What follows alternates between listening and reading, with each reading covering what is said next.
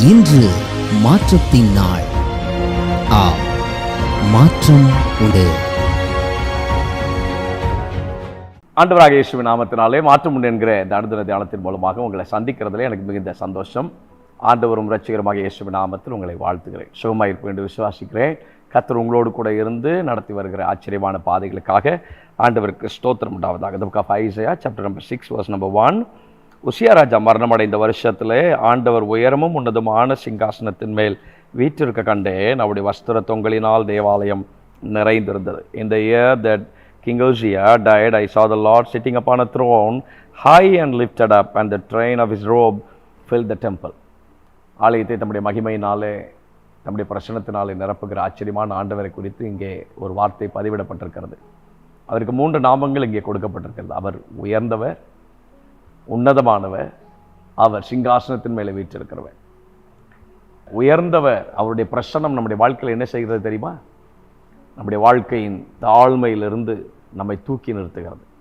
சங்கீதம் 73:23 பக்தன் எழுதும் போது இப்படி எழுதுகிறார். 2 ராஜாக்கள் 19:5 அவநம்பிக்கையில் இருக்கக்கூடியவர்களை அது தூக்கி நிறுத்தக்கூடிய அது தெய்வ பிரசன்னம்.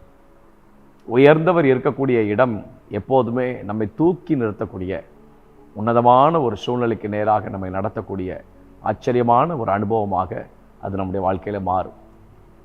இன்னும் ஒரு வார்த்தை பதிவிடப்பட்டிருக்கிறது, உயரமும் உன்னதமுமானவர். உன்னதமான தேவன் என்ன செய்கிறார்? தம்முடைய நீதி நியாயங்களையும் தம்முடைய சமாதானத்தையும் தம்முடைய ஜனங்களுக்குள்ளே அனுப்பி தாம் யார் என்பதை நம்முடைய பிள்ளைகளுக்கு கர்த்தர் வெளிப்படுத்துகிறார். ஏசாயா 33:5, யோபு 25:2 வசனங்களை நீங்கள் வாசித்து பார்ப்பீர்கள் சொன்னால், தேவன் தம்முடைய நீதியையும் தம்முடைய நியாயத்தையும் தம்முடைய பிள்ளைகளுக்கு வெளிப்படுத்தி தம்முடைய பூரண சமாதானத்தினாலே தம்முடைய பிள்ளைகள் நிறைந்திருக்கும்படிக்கு தம்முடைய ஆச்சரியமான காரியங்களை கர்த்தர் வெளிப்படுத்துகிறார். சிங்காசனத்தின் மேல் வீற்றிருக்கிறவர் குறித்து வேதம் சொல்கிறது. எஃபீசியன்ஸ் சாப்டர் 1:21 சகலவற்றையும் தன்னுடைய கட்டுப்பாட்டுக்குள்ளே வைத்திருக்கிறார். அவரை மிஞ்சி எதுவும் நடக்க முடியாது, அசைய முடியாது. சுற்றிலும் அலையின் இறைச்சலும் எதிர்ப்புகளும் எழும்பி வந்தபோது அவர் இருந்த இடத்துல இருந்து சகலவற்றையும் தன்னுடைய கட்டுப்பாட்டுக்குள்ளே கர்த்தர் கொண்டு வந்தார். சிங்காசனத்தின் மேல் வீற்றிருக்கிறவர் எல்லாவற்றையும் அவருடைய கட்டுப்பாட்டுக்குள்ளே வைத்திருக்கிறார். நீங்கள் ஏன் சோர்ந்து போகிறீங்க? நீங்கள் ஏன் பயப்படுறீங்க? நீங்கள் ஏன் அதை குறித்து காரியங்களை குறித்து நீங்கள் ஏன் ரொம்ப பேனிக் ஆகுறீங்க? பதட்டப்படாதீங்க. அவர் உயர்ந்தவர், உன்னதமானவர். அவர் சிங்காசனத்தின் மேல் வீற்றிருக்கிறவர். தம்முடைய பிள்ளைகளை எப்பேற்பட்ட அவநம்பிக்கையாக இருந்தாலும் தூக்கி நிறுத்தக்கூடிய அவருடைய பிரசன்னம் 1 Samuel 2 நம்ம வாசிக்கிறோம் இல்லையா? அவர்களை தூக்கி நிறுத்தும். அவர்களை அவநம்பிக்கையிலிருந்து தூக்கி நிறுத்தும். அவர்களை குழியில இருந்து அவர்களை தூக்கி நிறுத்தும். அவருடைய தாழ்விலிருந்து அவர்களை தூக்கி நிறுத்தும். அதோடு கர்த்தர் நிறுத்த மாட்டார்.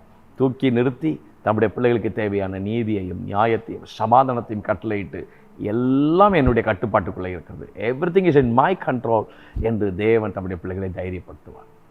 எந்த குழியில் அகப்பட்டிருந்தாலும் கர்த்தர் உங்களை தூக்கி நிறுத்துவார்.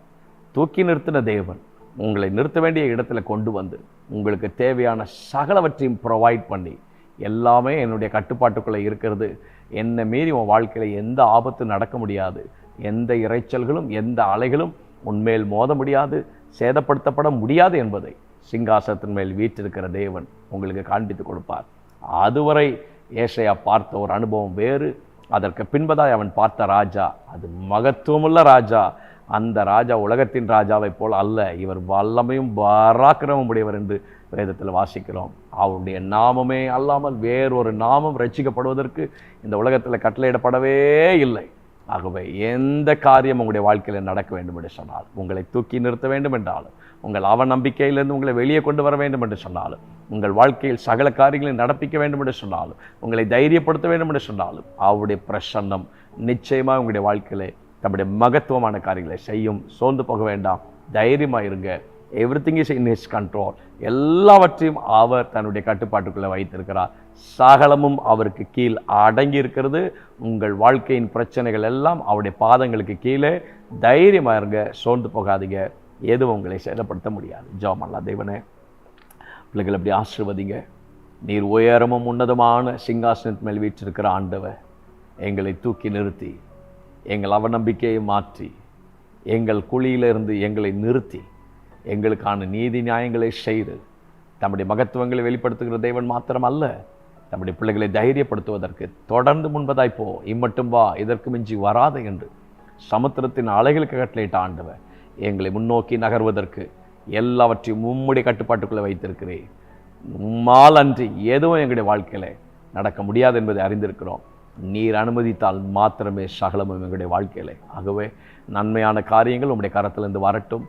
விரோதமாக எழும்பியிருக்கிற எந்த தீமையான காரியங்களாக இருந்தாலும் உம்முடைய கரம் அதற்கு விரோதமாய் நின்று செயல்படும் என்பதை நாங்கள் அறிந்திருக்கிறோம்.